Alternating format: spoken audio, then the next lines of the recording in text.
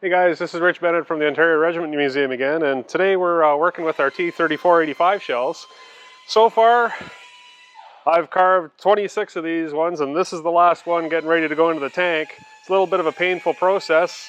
These are made out of wood and beeswax, and you got to kind of shape them and sand them and polishing them. By the time you get finished, marking them up and calling them blanks, we have T-3485 shells to go into the tank. So, long and tedious process, lots of scraping to do, but hey, it's a tank. So come visit us soon at the Ontario Regiment Museum, and hopefully I may be done carving by then. And if you don't come visit, come see us on tankmuseum.ca. Thanks for watching. We still need some 105 shells for the leopard. Yeah, where's the 105 shells? Maybe I need a bigger knife.